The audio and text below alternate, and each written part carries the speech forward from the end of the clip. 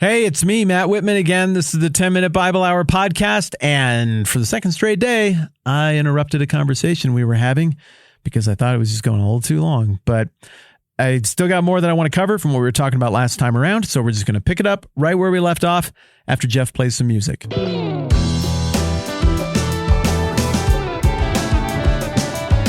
Jesus' final debate with the Pharisees at the end of chapter 22, as Jesus is going back to them and asking them or trying to put in front of them a correct understanding of Psalm 110. Let's go back and look at this passage. The Lord said to my Lord, sit at my right hand until I put your enemies under your feet. If David then calls him Lord, Jesus is saying, how can he be his son?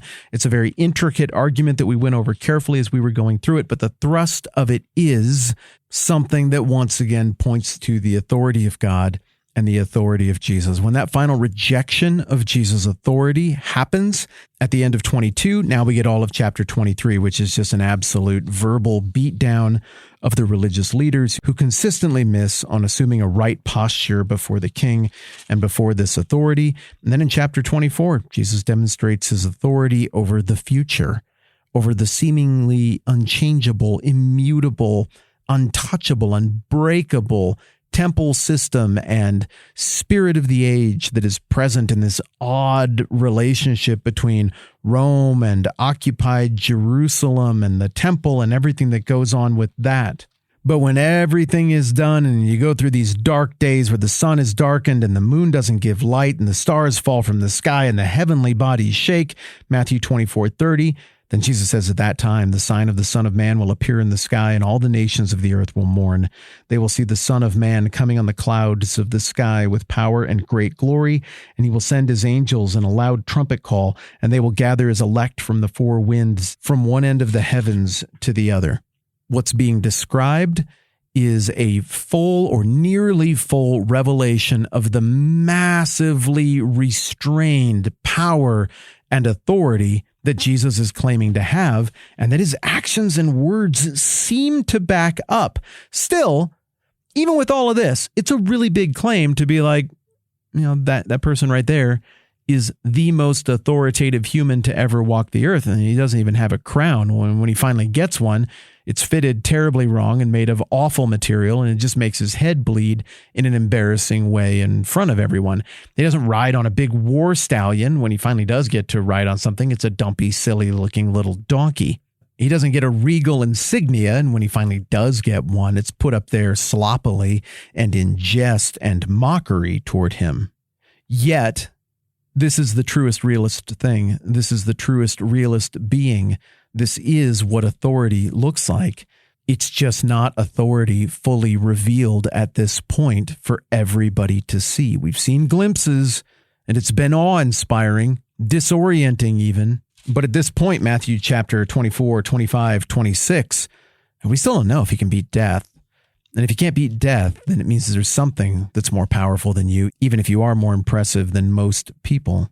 In chapter 26, Jesus demonstrates his authority when he gets arrested. Peter goes swinging swords around. I mean, we know it's Peter from other accounts, but it's Peter, even though Matthew doesn't out him here.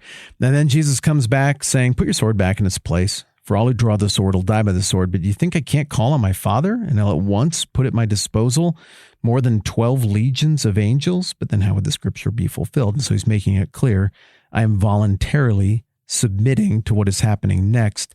Nobody's taking my life from me. I'm laying it down voluntarily. That's me combining a couple of different things that Jesus said. He gets arrested. He doesn't say anything for the longest time. And then finally, the high priest demands, speak to the authority question. That's the one we want to know about. Where are you at on that? Are you the Christ, the Son of God? Tell us plainly. And Jesus finally answers. And he says in chapter 26, verse 64, yeah, it's as you say, Jesus replied. But I say to all of you, in the future you will see the Son of Man sitting at the right hand of the Mighty One and coming on the clouds of heaven. Authority, authority, highest authority, in fact. In other gospel accounts, we see Jesus saying even further, as he's talking to Pilate and the religious leaders and all of this stuff is going on, that he explicitly emphasizes that the authority to do these things to him is on loan from God. And in doing so, indicates that he's playing a much bigger, much longer game than what is going on here. He goes to the cross, He dies on the cross, and as soon as he does in chapter 27, well, some of those things that sound like the foretaste, the beginning, the first fruits of the rumblings of the sign of the Son of Man, they start to happen.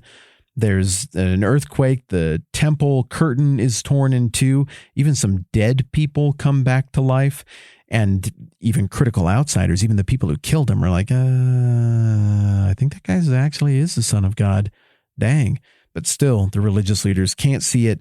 They hatch a plot to make sure that Jesus will stay dead and that the power, the authority, if you will, of this story will be something that just dies with him and goes away after a couple of news cycles, and that can be it. But with great power and great authority, death is defeated on the third day. Jesus gives a command, picks up right where he left off. I mean, there's no apologizing for, I'm in charge. Go and do this. Tell the brothers to go and do this. And without any thought of disobedience, the women who just fell at his feet and worshiped him as one who has maximum authority, they go, they tell the brothers that, and then we get into this final bit that we've been looking at here for the last week plus. They show up, surely because they miss Jesus, they miss their friend, they miss the way things were. They show up because where else do they have to go? They don't know what to do next, but they show up because the king said so. And even with doubt still lingering or rattling around in their heads and their heart, they're not prepared to defy the king, because this order is even more powerful and compelling than the one that Jesus gave all the way back in chapter 4, the very first time he told them to get up and move and come and do a thing with him. And so when we get here and Jesus says, all authority on heaven and on earth has been given to me, what I'm trying to say over these last 3 conversations we've had that have taken us all the way back through the book of Matthew again, what I'm trying to say is he's earned it. He's not just yelling idiotic things at the internet. He's not just tweeting crap toward people. He's earned it. He beat death multiple times in other people, and then death was defeated in him. He stood face to face with the most powerful authority figure the world has ever seen, that being the Roman Empire, and he didn't blink. He endured a kangaroo court with no real authority in the true, eternal, lasting, spiritual sense, and just let them do what they were going to do for the bigger purposes of the plan that he and his father had agreed upon and that he was here to carry out, at least to carry out in his part. Lots of people throughout history have said lots of religious things. Some of them have been very grandiose, but this claim to authority is special. It's unique. It's backed up, not by the power of the state, not by bullets, not by swords, not by hope or fantasy or dreaming or imagining. It's backed up by who this guy is, what he's done, what he's said, what God has done through him, and the fact that he has not just demonstrated authority over human machinations, he's demonstrated miraculous, supernatural authority over every institution of the physical world, over every one of the rules and regulations that guide the natural world as we understand it. And now he's going to take all of that credibility and he's going to push his chips to the middle of the table. Functionally, what he's saying is, you guys remember, everything? Cool. In light of that, here's what you need to do next. Powerful stuff. I'm Matt. This is the 10-Minute Bible Hour podcast. Let's do this again soon.